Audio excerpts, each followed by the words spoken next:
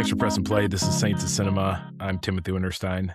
And I'm Jay Winterstein. You can get hold of us. Send us an email at saintsandcinemapod@gmail.com or find us on Facebook, Instagram, X, although I don't know if I even put the last episode up on X, but go to our website, saintsandcinema.com. All our episodes are there. This is episode 92. And if you're watching on YouTube, you can see that we have a special guest, which we're grateful for. Brett Neveu, playwright, screenwriter, professor. Am I correct? You're teaching now at Northwestern. Is that correct? Yeah. Yeah, I'm a professor at Northwestern. Okay. And what do you teach? Screenwriting and TV writing, but mostly screenwriting. And then you've also been part of the ensemble at Red Orchid Theatre since 2004. And so what is that? What does that mean to be part of the ensemble? Well, it's about selecting plays, participating in promoting the theater. It's my home theater, so I've had about 13, 14 plays produced there since 2002. And then I work with a lot of the ensembles. Some of my best friends and the people I work with the most come out of that theater. And so we work together and share an aesthetic and share a love for a certain kind of Chicago theater. And it's I was just at an opening last night at our latest show called The Targeted by a new playwright. And so that kind of stuff, supporting the theater, participating, and joining in. Do you do any acting or directing, or are you just primarily writing? At the theater, I only write, and for film, I do some directing, but not for theater. I tend to like the collaboration that theater provides, and film. I mean, film's a collaborative medium too. It's just different in its visual style. I get too involved with the words, and there's less words in film, so makes it easier. So talk a little bit, maybe just for people kind of to see in the background what the difference might be between writing for the stage and writing for the screen. Obviously, film we're going to talk about was written as a play originally and then filmed. What kinds of dynamics go into writing for the stage versus writing for the screen? Well, it's seemingly a lot more freedom when you're writing for the stage. There's a lot of rules when it comes to screenwriting. I mean, that's sort of the debate online all the time, is like what rules to follow and things like that. But there's a certain structure in storytelling when it comes to film because it is a visual medium. And there's certain story points you need to hit or are good to hit so you can keep the momentum of the story going, keep your audience engaged. And in plays, it's similar, but it's character-based, dialogue-based. It's people talking in a room or some kind of location. And so most of the action happens within conversation, within those sort of negotiations. And on screen, shorter scenes, typically, wider scale, wider reach for sure. And you kind of can go anywhere and do anything. And on stage, you can be limited, although you can imagine all sorts of places to go. That's certainly the difference. Plus, you have live people versus photography. So writing for that sort of on the edge, it's different every night in a way, theater as opposed to film when it goes through the process of development and shooting and editing. And writing for it, keeping all of that in mind for every single script you write. And also thinking, is this a film or is this a play? And which does it serve best? Which does the story serve best? Going off of that, are there certain genres that kind of lend themselves more towards theater as opposed to ones that would be more towards, like the screen? You would think so. When I think of theater, in the past, yeah. Oh, go ahead. Yeah, I was going to say, Jay. When I think of theater, I tend to think more of like dramatic, whereas on the screen, I mean, obviously you can do sci-fi really doesn't maybe go well to the theater, but it does actually, and that's changed a lot over the past few years. One of our ensemble members, Leva Holloway, has a paranormal activity play that's been traveling all over the country. It's going to be on Broadway coming up this fall, and so audiences are shifting what they want regarding genre, and writers are responding, and also what they want to write about. There's sci-fi plays, there's history plays, there's dramas, there's comedies, there's dramedies, there's all kinds of stuff. The play I saw last night was a straight up dramedy, and so I think it doesn't limit itself to genre that much. Although in film you'll see a lot more like horror films, or you see a lot more sci-fi or big epic events. Although there's also plays, like there was a show that I was just talking to a friend of mine who was in about 10 years ago. That was a trilogy, it was a fantasy trilogy called the Hammer Trilogy, that was like Lord of the Rings, and they did it in 3 parts, but you could go on one night and see all 3 parts over the course of like 10 hours. And it was like one of those marathon watchings, and it was fantastic. There's a dragon in it, and all sorts of stunts and magic and all kinds of things. And so it felt like you were there live watching Tolkien or something like that. So there's unlimited possibilities when it comes to the theater, except for the limitations of the space you're in. For the actors, and it all has to, you don't get another take. You just gotta, you have to go through it. Yeah, that's what all that rehearsal's supposed to be for. And designs and the designers work on that stuff to make sure it happens in the way it's supposed to happen, like any live event. But it is harder, I think, probably for the actors. It's hard to acting on film, writing for film, and acting on the stage, or writing for the stage are both difficult in their different ways. But they're going out there every night and performing live, and anything can happen, feeling that can be really nerve-wracking. And it's something that you have to temper yourself to deal with. And I've gotten better at it. I still get not nervous, but just concerned. Is there one that you prefer over the other? Like either the theater or the... Yeah, I like both of them for different reasons. I like the puzzle-solving quality of screenwriting, and I sort of like the adventure of playwriting, trying to figure out like how to make ideas present on stage through characters' voices. And then for screenwriting, how to present that puzzle as something that doesn't feel like a puzzle, that feels like actual human interaction, or feelings or dreams or something like that, that feels like the interior on the exterior. So I saw ERIC LARUE here at the IU Cinema, and you were there talking a little bit about it. And so that the film ERIC LARUE, written by Brett and directed by Michael Shannon, it's I think it's on Canopy now. So if anybody has Canopy, you can watch it. Is it really? On there. I didn't know that. Is it really? That's where I watched it. I'm going to check it out. Cool. I had no idea. Okay. Thanks, guys. Yeah. It's a good one. It's so cool. Oh yeah. Now I can tell my students they'll have Canopy. So that's fantastic. I didn't know that. Yeah. So in terms of this particular film, which started as a play, maybe what were what was the biggest challenge of translating that to the screen, or was there? Myself, actually. I wrote the play 1999, and it was produced at Red Orchid in 2002, produced by a Royal Shakespeare Company maybe a few years after that, and then was in London for a bit, and then kind of was produced across the country somewhat. And then my manager, who's still my manager, Megan Schumacher, she said for years, you need to turn this into a screenplay.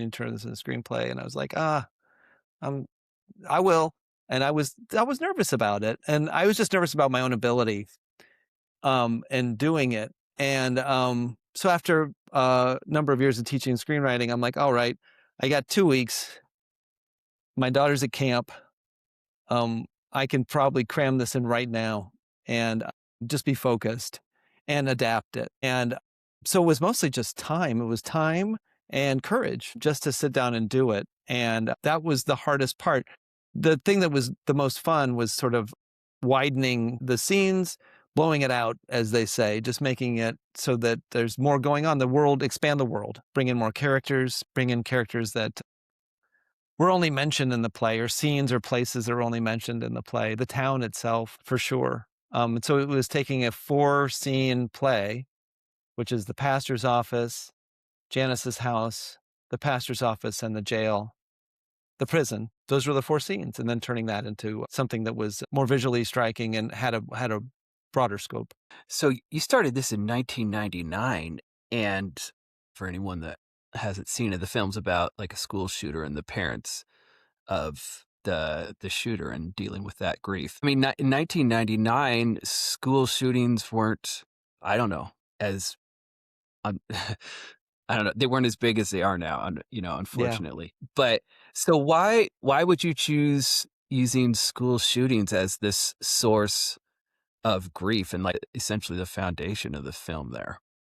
I'd written another play, this play called Drawing War, that was about when I was in middle school. This my lab partner and friend Matt, he and his brother found a gun in their house, and nobody knows exactly what happened. But Matt, the gun went off in Matt's hand and killed him. And I wrote a play, sort of a kind of about what the aftermath of that, like a friend and my friend's family sort of dealing with that, and the grandmother and the brother. And it wasn't exact. It was getting there, but it wasn't exactly what I wanted to address. And so this play ended up being a different version of that same feel, and concentrating just on the mom. I think that's something that happened, and interesting, you're just helping me figure this out now, that I was really interested in the mom character in Drawing War a lot. And I wanted to know what she was going through, because she was also going to church and all this other stuff, and know what was going on with her. And so I think I just kind of took her out of that play and made the play about her, made ERIC LARUE about that character. Wow, see, that's just the strangest thing. I mean, how long ago I wrote this stuff, and yet I'm still trying to understand it, exactly how that happened. Weird.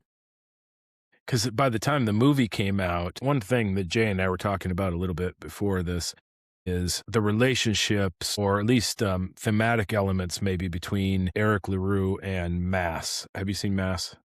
I haven't seen Mass, only because it came out around the same time, and I just didn't want to watch it yet. Yeah.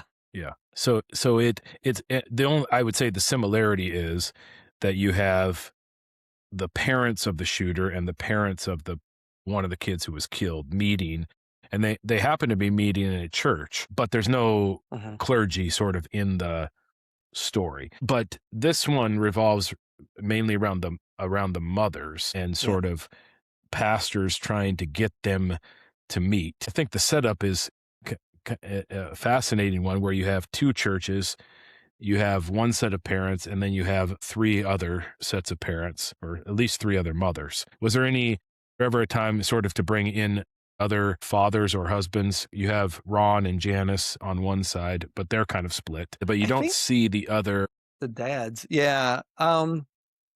No, I kind of wanted, if there was going to be a dad present, a dad story, I wanted it to be Ron. I wanted to flesh that story out. Plus, something I talk about with my students a lot is just the population of your story. You don't want to overpopulate it. You don't want to underpopulate it. It feels like it needs to feel small, and that the world has shrunk as a result of this. Like at one time, there were all these people involved, and now it's kind of concentrated down to this core group of people trying to figure out their feelings, and marriages have fallen apart. People aren't talking. Ron and Janice are talking at all is sort of a miracle.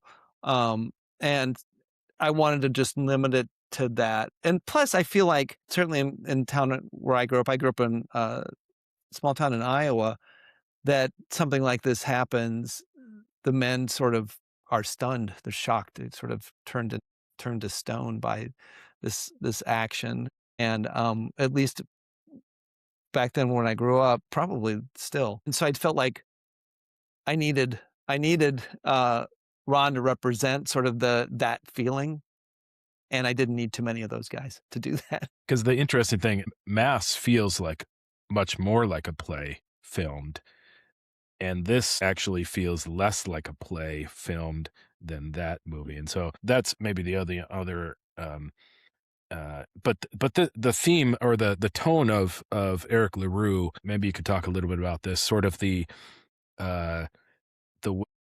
people say absurd things when dealing with tragedy, either their own or other people's, with whom they're interacting. And then we'll talk a little bit maybe about the pastors saying absurd things. Well, that's the thing, is that you may know even more about this than I do. Certainly growing up, responses to people, to tragedy, whatever it is, and usually around death, lots of absurdity surrounding you.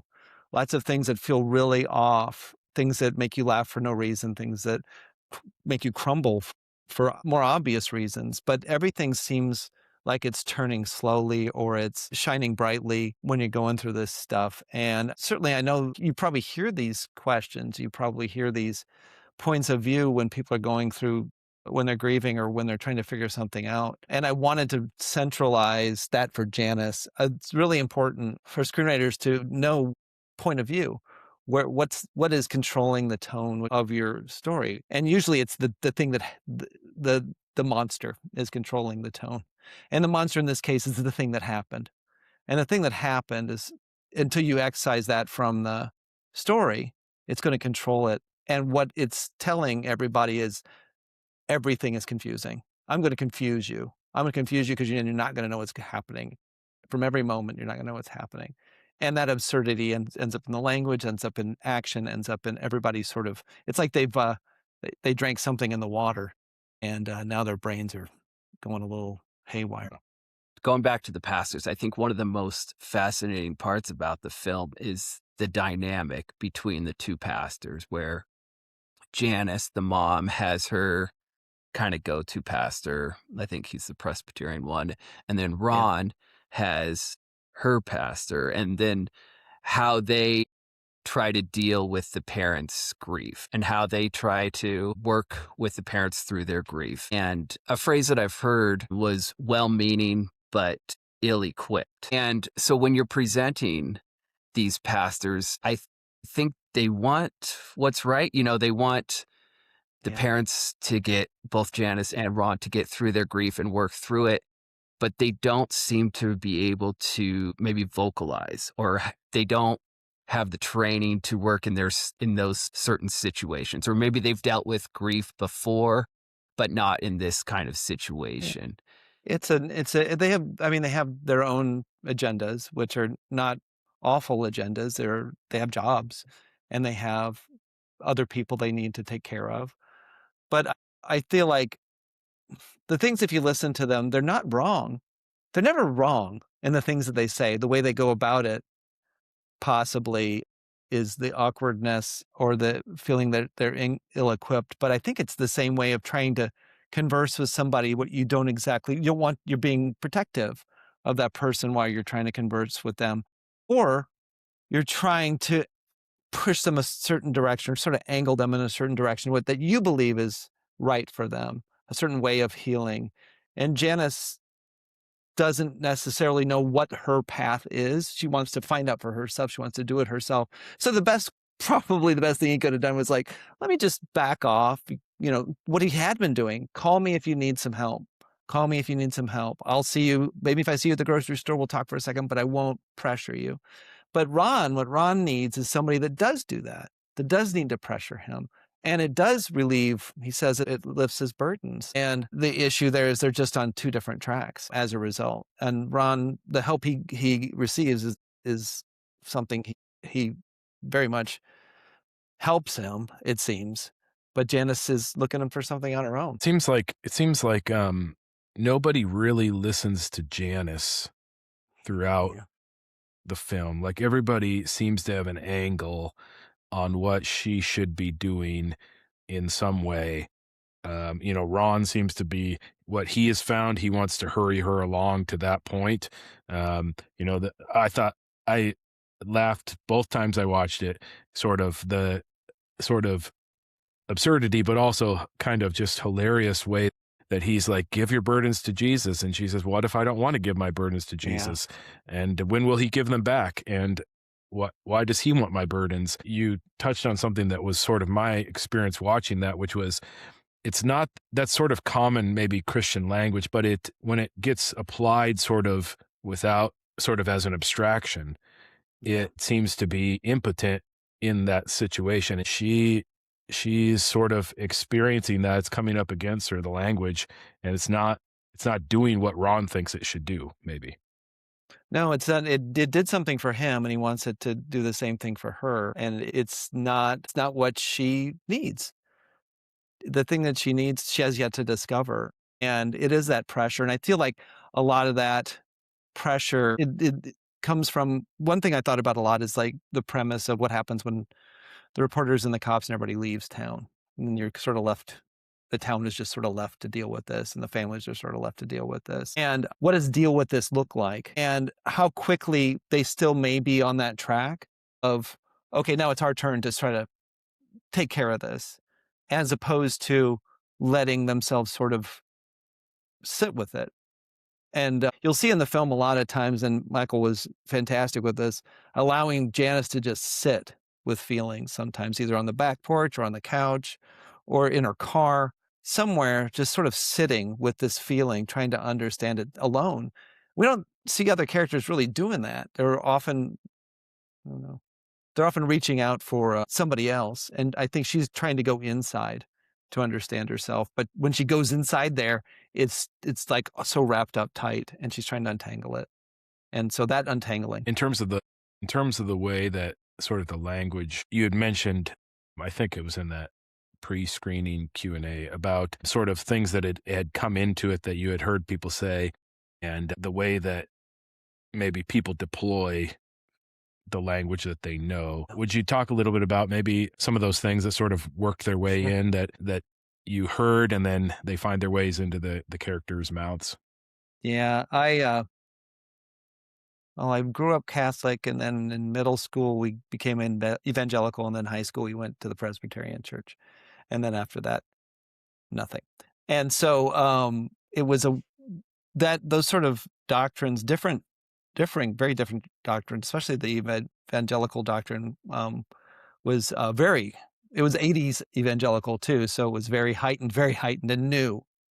And so a lot of that language comes from the stuff I was just hearing and surrounded with it at church camp, Presbyterian church camp, and evangelical church camp in two different summers, just how different they were. And one moment in particular is when Steve has Janice play Ungame. I don't know if I told this story. Did I tell this story? I can't remember. But my wife and I don't remember, no. we're getting married in the Presbyterian church. My father-in-law had set this up, but they hadn't been back to that church in years, but he had like, hey, free church. You guys get married here. We're like, all right. We were young. We didn't know what we were doing. And so we went, and we had to meet with the pastor first. And we got there. He didn't know us. So his go-to was to play Ungame. And he didn't have the Ungame. He had it like Steve, just has cards. It was those questions that he asked are the questions that we got. And we were like, how is this doing anything? How are we supposed to be answering? We didn't really know what was going on. And so things like that found their way into that. And I mean, Tracy Letts, who played the evangelical pastor, I didn't have to tell him anything. That was the interesting thing too, is I didn't have to I would tell stories after the fact. Mike would say, yeah, Brett, tell him about this or tell him about that. Because Mike knew the truth on some of these things. But our actors intuited, they're an amazing cast, incredible cast. They intuited a lot. And there's the part where Tracy goes, snap, it's as easy as that. That's all him. Yeah. He did that. And I'm like, well, there's a Pulitzer Prize winning playwright writing some awesome stuff, and he knows it. And so allowing for that interpretation to come in too. I mean, it was a lot of people from the Midwest. Yeah. So is that maybe one of the reasons? Because I think as opposed to using like a grief counselor in the place of the pastors and having pastors in this position where these parents are trying to work out their grief, some of the stuff you mentioned, is that why you would choose going with pastors as opposed to like a grief counselor or someone else in that position? Well, 99, when I first wrote it, there weren't any of those. I don't believe, certainly not in my town. And I think that in some cases, just access to grief counselors, if you can afford, maybe you can't afford them, or people maybe not providing them, law enforcement maybe not providing them, or the community at large maybe not providing them, or that's where you just trust to go, or that's what you've heard, like your pastor said, talk to me. I can help you with this. We're going to sort this out. It does feel like some time has passed. I think we maybe said 7 months, or maybe I can't remember if they say it in the movie or not. But it just happened to be that. And these two pastors also are strong in their own ways of convincing people to heal. And I also think that just for the sake of the topics at large, I really wanted to talk about that, mostly from what I just mentioned, how I grew up. Yeah, I thought the thing that it brought out to me, the ungame, is that what it's called, with the cards, that Steve has trouble letting people fully express themselves. She, even in spite of the sort of silliness of that whole setup where she's, why are we doing this? It gets to the point where even a question about family vacations, Janice is almost there. She's almost ready to fully kind of open up on this. And then he shuts it down with kind of a silly comment about Eric bleeding. And this seems to happen several times during the film, where he shuts down conversations where people are actually starting to talk, both with the meanings of the mothers and some other times. So that was frustrating for me to watch as a pastor, to sort of short circuit the possible healing that might happen because you talk too much, which is something pastors probably have to learn. I mean, it takes time to not just give your expertise. You got to let people, so it's taken me maybe 20 years, but that's one of the things he can't stop talking. And I'm just wondering, like, in terms of Bill doesn't do it as much, but yeah, when I was in high school, I had a pastor like that. I don't think he's probably listening to the podcast, so I can talk about him, but we'll see. If he does, you can email me. But he played football for Notre Dame. He's this big guy, big, good-looking guy, and he was intense and was super kind, it seemed.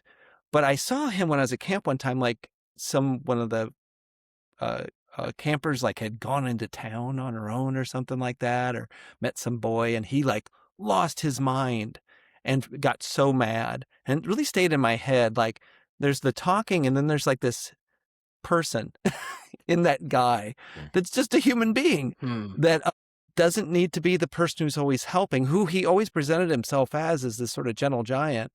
But inside that person was somebody who was worried they were going to get in trouble with somebody's parents, who was incredibly mad, who had a lot at stake. Like, all of those things were inside of him. And I think that is tied to the amount of that Steve talks. It's like he's trying to just reassure himself, because was, as it's mentioned, going through a divorce, as a single dad right now, and all of these outside pressures, trying to make people believe that he's okay while he's trying to make other people understand that they'll be okay. So he's having a complicated time, and I think that's one of the reasons he does try so hard, and then also take wrong directions, because I think often he's talking to himself as opposed to talking to them, like reassuring himself, giving himself some sort of advice. Well, what's interesting, I think, is grief counselor isn't maybe a number one reason why a lot of like pastors go into the ministry. And I think it seems like these pastors in this film, it kind of feels like it's kind of thrust on them. Like, that's true. That's not their main goal. That's not what they're good at, but they kind of feel, since they're in that role, that they have to perform that role. They have to become this grief counselor. They have to take care of their church, their flock, so to speak, even though really that's not maybe their main calling in the ministry. I don't know, maybe Tim. Yeah, I was going to say, Tim. Maybe this one's more for you. Does this happen? I mean, does this things kind of come at you sideways? I'm assuming with your profession. I think after, like I said, it's been almost 20 years. I'm not generally entirely surprised. I've never had a school shooting happen that involved members of my congregation, although I have friends who have, and who have had, things like that. But I think probably every pastor in America dealt with it during the pandemic in terms of, okay, this is a brand new thing that no one, at least in our lifetime, has ever sort of dealt with. What do we do? And so there is that sort of, situation where you're trying to figure it out on the fly, and you don't really know how something is going to work or what's going to happen or how you can relate to people in a different way. So it's not that I'm unsympathetic to them. I think it's interesting to have the two pastors who are almost, or at least the churches, I don't know, who are almost in a competition to solve this problem. Can we get the mothers together? Ron's like, yes, I'll get her. I'll get Janice in on this. And then the other, and then Steve's like, he acts like he's got them all together. And Janice is like, wait, what? You didn't ask them first yet? And so you kind of have this almost competition to salve the wound. Yeah, it's disturbing. That's going on in the community. It's certainly disturbing. If you put it that way, I wonder what was I doing? It's disturbing me right now. But it is a lot. But I feel like that speaks to the absurdity of the situation. It's like one of the things that I try to do, well, at least I've always tried to do as a writer, is try to find the unique conflict in a situation. Like you can have these people doing these things, but what makes it unique in that story? That's like it's the why today. Why is this happening right now? Why are we watching this at all? And that element, that strange competition, feels like a real why today. Like there's some stakes here that are bizarre, but also these guys don't necessarily want to do this, but they feel like they have to. Like if one doesn't do it, if they don't do it, then the other guy's going to do it. And so it's happening. And also it's like survival of the church. It's like the new church versus this giant old one that's been there forever. Which one's going to survive in this town? And so there's even deeper stakes, I feel like, with that stuff. Have you had any feedback from pastors who have seen this and say, yes, this is how it is, or no, you've gotten us completely wrong? No, actually, that's the great thing about pastors is they're like reflective. Or at least, the good ones are the folks that maybe feel that way haven't spoken to me about it. But we did a few Christian podcasts when we were in New York when it came out, and those were great. And it was like a really positive response to this. And I think it might be just the interior of it, just the way it makes you feel. And maybe you can speak to this too. It's like the way it makes you feel is right. I also sincerely believe that movies, unless they're documentaries, and even then, should be theatricalized life. It's not real. This isn't real. This isn't really happening. This is a movie. And so what is the theatricalized element? And so it should feel like something, but not be it. Otherwise, you can't play within that world. We can't have her see visions of Eric. We can't have Ron have, I don't want to spoiler, have an interesting Coca-Cola with somebody in a booth. You can't have those things. We both happen. want to ask you about this. You can't let those things happen without letting this be a bit more than real, a lot more. I think that is part of the thing with films is I've had this kind of talk with people who are disturbed about what a film shows, but no film just shows something. I don't know. There's one where they just show paint drying or something, but like it's a story that's working through something, some conflict, as you say, or dealing with the monster in the middle of it. But it's not, so it's giving one possible outcome to a situation that is not exactly the same as any situation in life. Even documentaries, right? They're putting that together and telling a particular kind of story. Yeah, it is. So I think that's something that's what to me allows me to sort of enter into a story, is that how can I reflect on the way that the characters deal with this in this situation in a totally or somewhat related situation. And it's not, there is an answer that's being given in some way. It's not just depiction. No, it is there's point of view in there. And then as a writer, it doesn't even necessarily need to share my point of view. I'm working through it. It's the character who is trying to understand how she's supposed to feel. I mean, that's what she says again and again in this movie. And there's a certain point when you're working on a script that your characters just sort of take over, especially your lead, and they just kind of go, and you have to let them go, because otherwise you're not going to be surprised by what they do and say. And Janice, by the end, surprised the hell out of me by what she does and what she says. And then that makes it so I can actually go watch it. And I'm also not controlling it. I mean, it sounds silly in a way, because it's like, oh, I wrote it, so therefore responsible. But then we're not allowing for our subconscious to enter into how these things are sort of parsed. I mean, if you were talking to your pastor, you're talking to your therapist, and you said everything exactly that is true all the time, and then you got to it, why would you need that person there at all? Why would you need that other person if you know everything?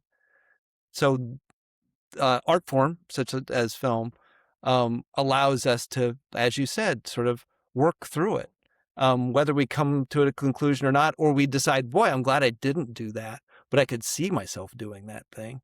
Then that's a conclusion too. And so it's working through these things, and in a way that is imagined.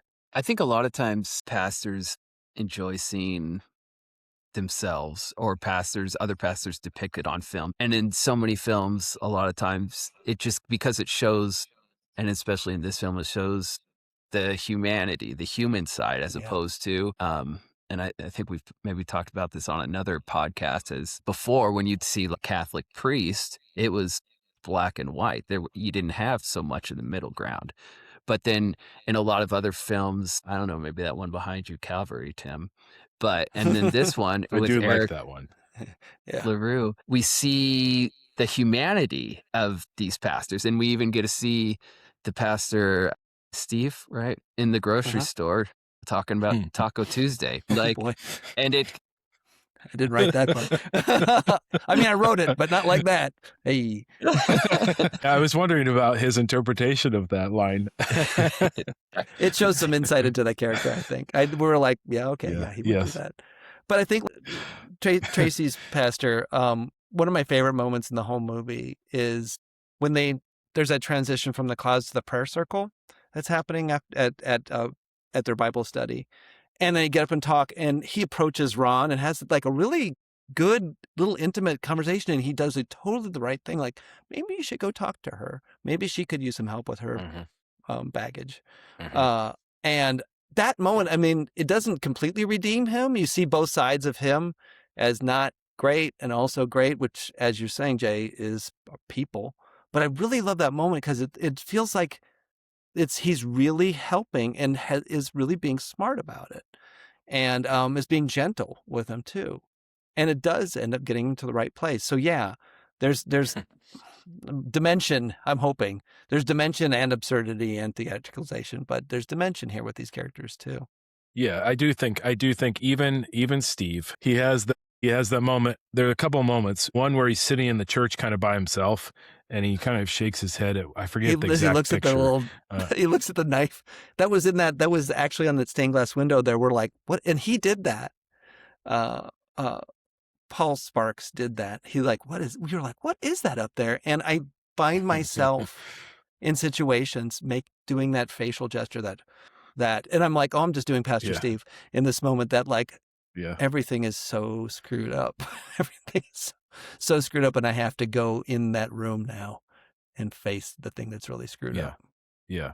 But you see a moment, he's not, if you didn't sympathize at all with him, it would make the character something less, where you couldn't really, I don't even know if you would stop feeling awkward maybe, or you would stop feeling sort of the secondary uncomfortable. It was interesting to me to watch it in the theater and to sort of hear sort of groans from people or laughter at certain scenes, which I suspected might be groaning for different reasons than I might have been groaning. It's an interesting, it's something about watching a film like that with the filmmakers and hearing people ask questions, and their experience of watching it together, I think, is a valuable one. But they're humanized in a way that doesn't make them entirely unlikable. Yeah, thanks. And a lot of that has to do with our actors and director too. Michael was wanted to make sure that, I mean, he's great at that. I mean, you've all seen him in movies. You both have seen him, and he's incredible at that, at making you feel something for people that are pretty screwed up, and or just he knows how to get that from other actors too, to have that conversation, to make sure that we're not doing something that doesn't make sense in the moment. Like, those characters exist in that moment together, and they play off each other so well, the actors do, that it feels honest in his portrayal. Speaking of Michael, I'm always curious whenever you have a writer and then someone else directing the film. Do you still feel full ownership, or is there a certain point where after you've given it to someone and they're directing the film, is it more their film? Or how much involvement is there on your part once it's kind of, I don't know, turned over, so to speak? Or is it still an ongoing process? It depends on the film.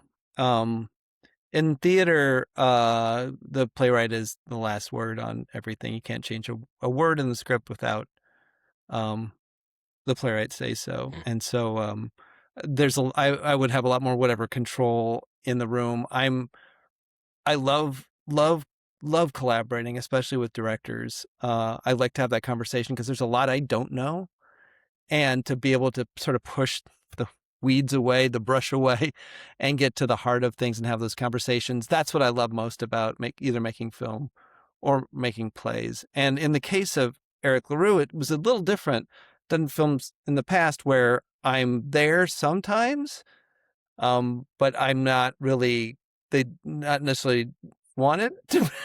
They don't really necessarily want me there, or that I am there if I'm called upon, and maybe not every day. But in this case, I mean, Michael and I are really good friends and known each other for a really long time, and so I was there the whole time.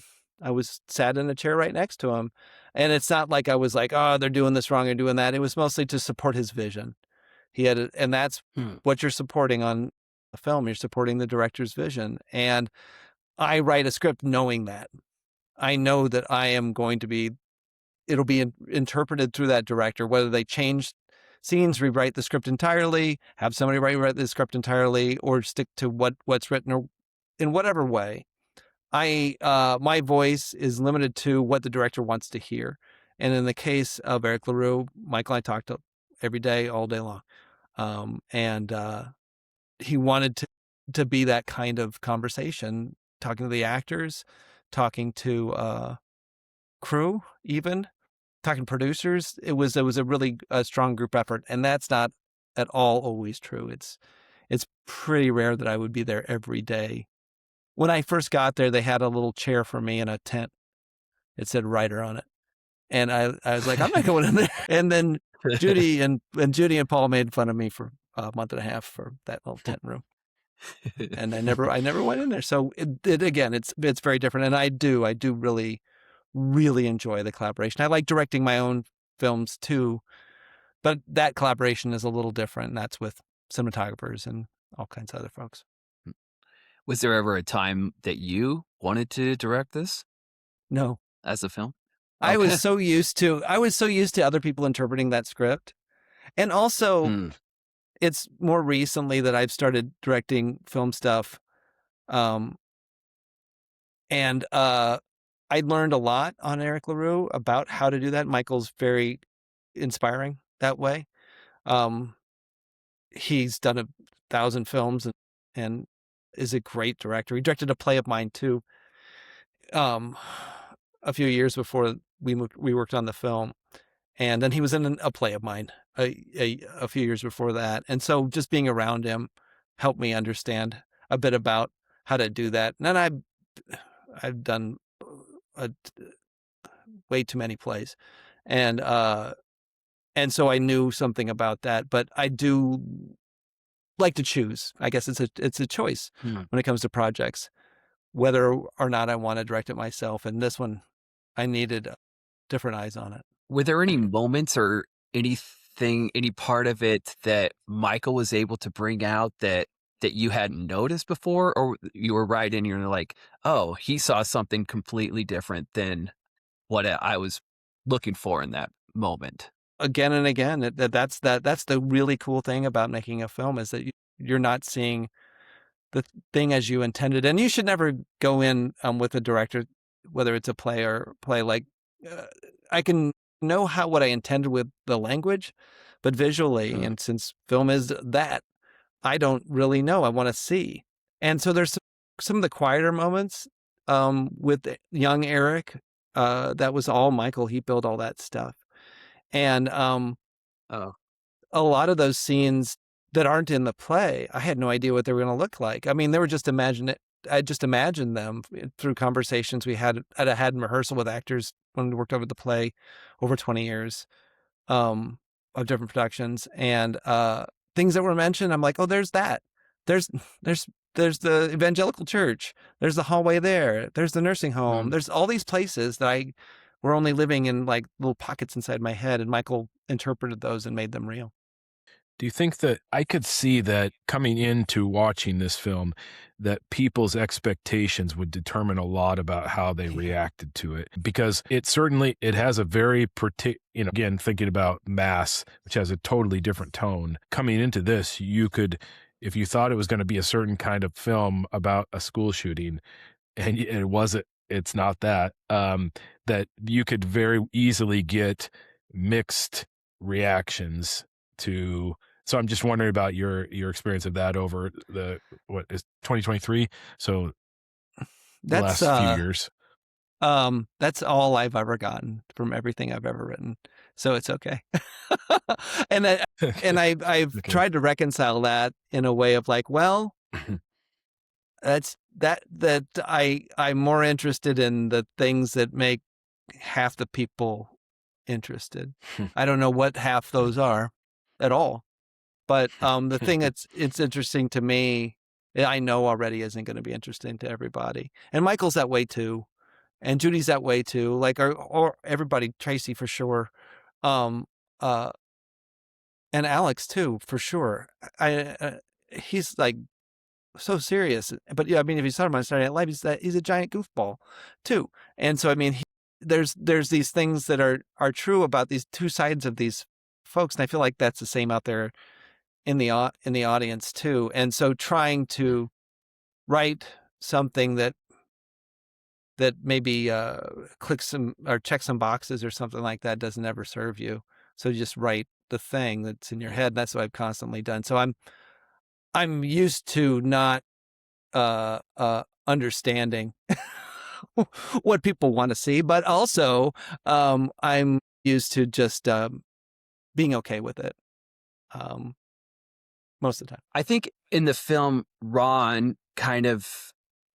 he gets what he wants. His grief is taken away, so to speak. And I think we look at it and we're like, well, that's kind of weird. I mean, we don't really agree with the pastor or the way that it's going about, but he gets what he wants. And then on the other side, we have Janice who never really gets resolve with, the thing she's after, which is, her grief, and trying to figure that out. And so I'm curious what your main goal with the ending is, or what you want the big takeaway to be here.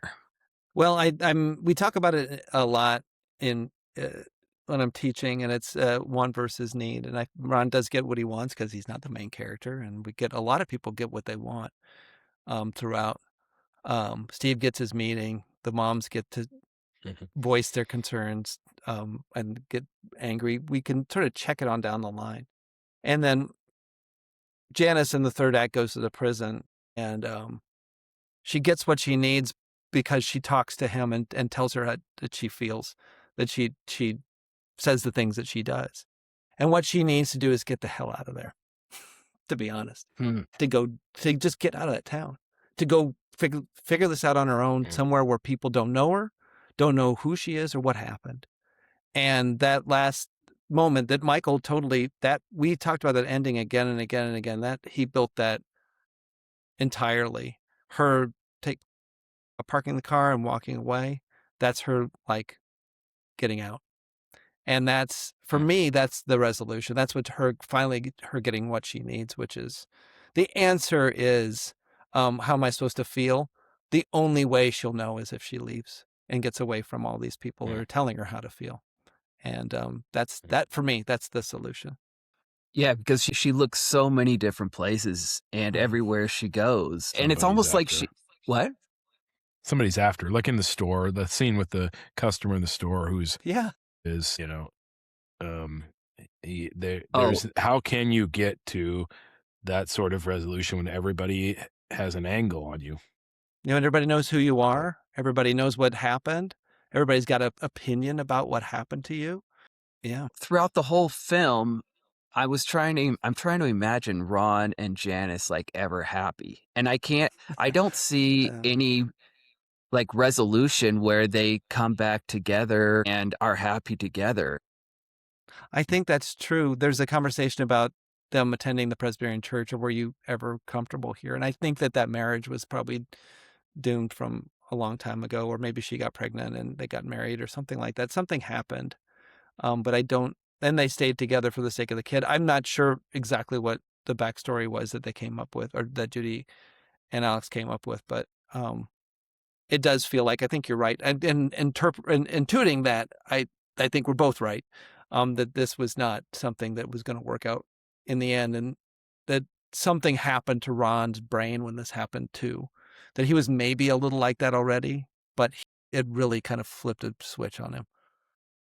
Yeah, he's fascinated in that sense because in his mind, at least, it seems it's almost like it never happened. Like it's almost like he doesn't even want to mention that he still has a son. He's kind of basically, it kind of alludes to it. I have this burden, but I gave it to God. So it's gone now. So now I don't even think about it. It's not even in my like peripheral. I don't even think about it. That's God's now. And looking at him, and there's that one scene where I think she sees him laughing on the couch and just watching TV. I thought she was going to leave him right there, because I thought that was looking at him and saying, I could never be. We're so different. We're so far apart. There's no sense in getting back together. But yeah, and there is that sort of thing. She's like, I'm not a child and I'm not in Sunday school.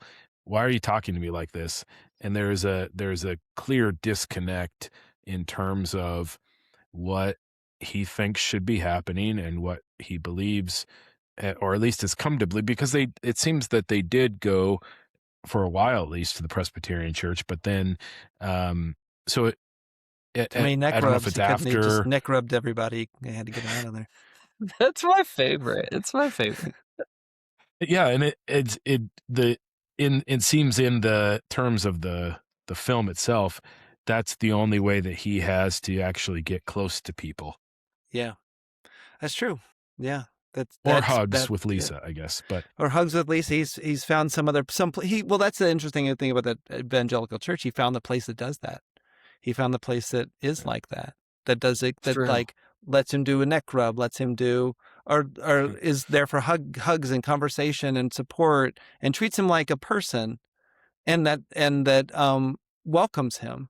And he's spent a lifetime, at least the way I imagine, spent a lifetime not feeling very welcome, even in his own home.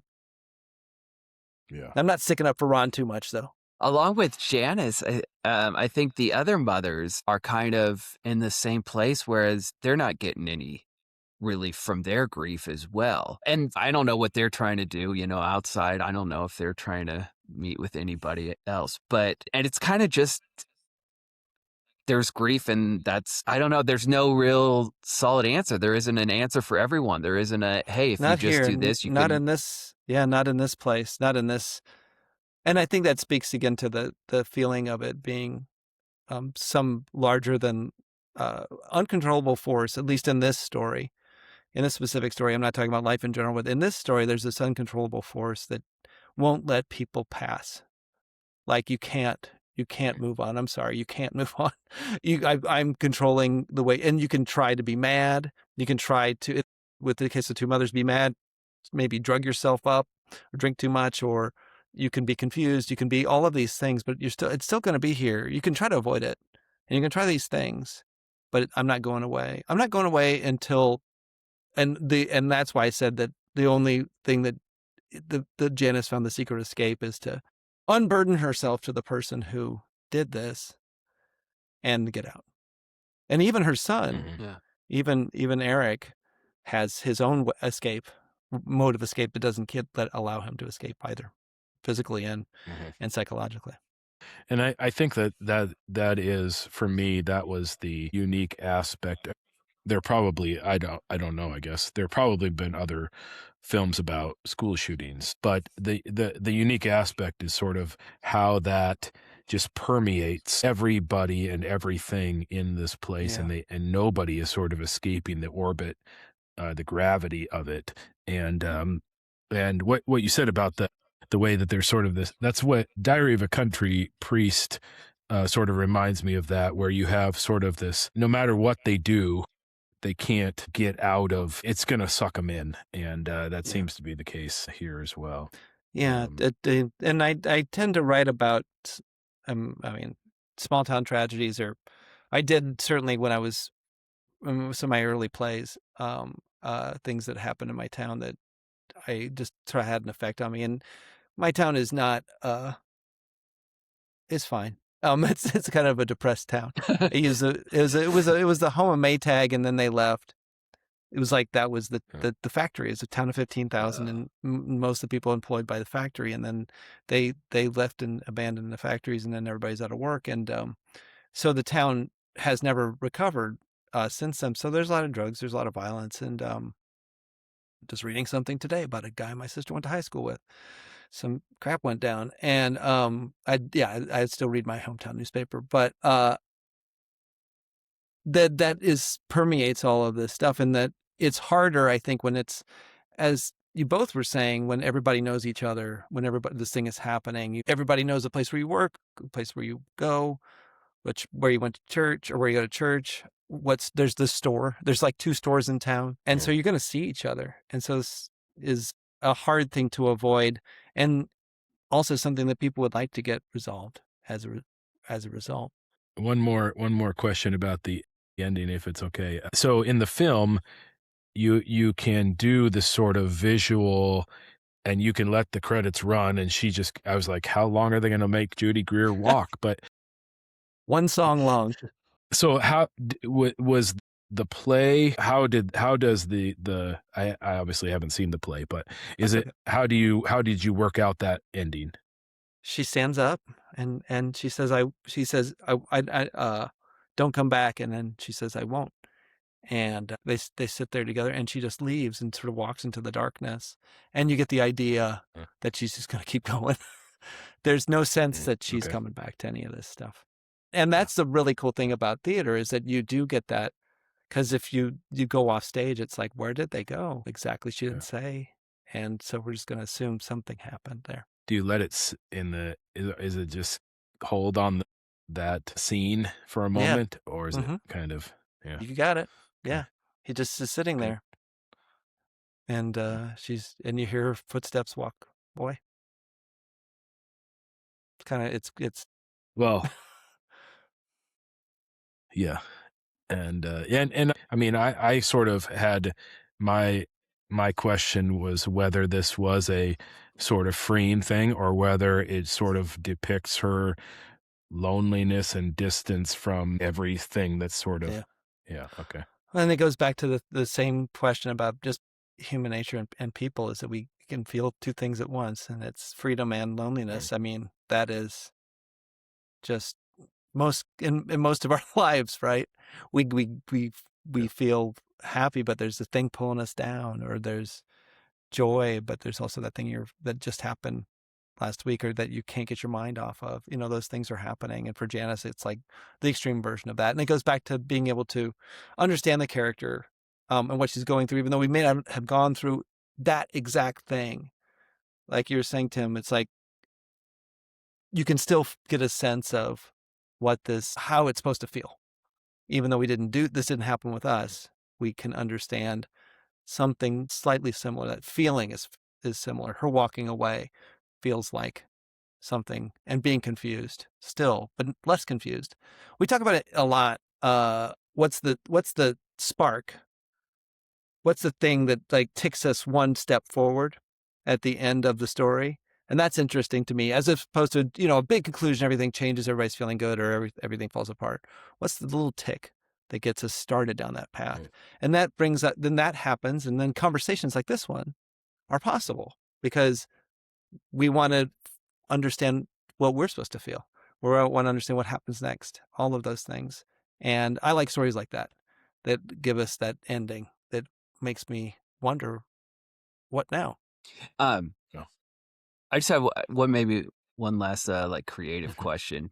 Once you've done a project, are you still stay with it? Are there things like, looking back at this film, are there things that you wish you would have changed, that you would have written differently? Or once you're done with it, are you kind of done with it and then like move on? Or what's that like for you?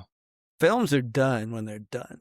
That's the interesting about films, is that they're in the can, as they say. Yeah, they're done. It's done. Nothing I can do now. Does the theater evolve? Because I mean, obviously you have one. It can. I can rewrite it if I want to. Yeah, I can rewrite that script, and we can do a different version. The version we did at Red Orchid was a different version than the one we did for Royal Shakespeare in Stratford, and in London, because I had rewritten it for Red Orchid, and I got to the theater, and the director was like, "Where's that other version? The earlier version. I like that one better." And I was like, "Oh, but this one I changed." I'm like, "What are you doing, Brett? This is Royal Shakespeare. Shut up. Just give them the one that they want." And then we did that one. And so it does change in that way. And there's nothing in the movie. I mean, I love this movie. When we were down in Indiana, Michael and I, we just, well, if we're there and it's showing, because we were supposed to go to dinner, I think, and instead we were like, "Oh no, we want to watch it," because we don't. To get to watch it again is fantastic. Just to experience it again, you work so hard on these things, and then to watch it, and we loved it.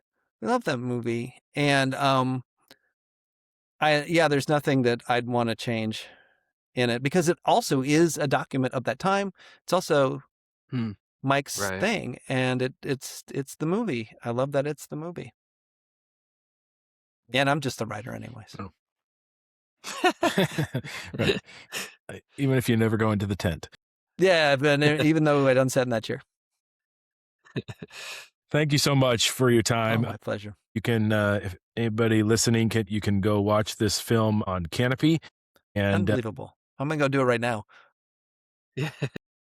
We might put this at the top so that if someone hasn't seen it and they want to see it first before they listen to our conversation.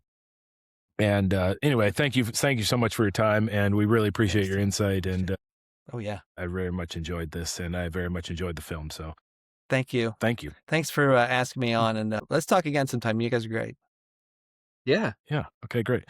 All right. If you want to get a hold of us, saintscinema.com. You can find all our episodes. saintscinemapod@gmail.com. Send us an email. Facebook, X, Instagram, etc. And thanks. Thanks. Bye.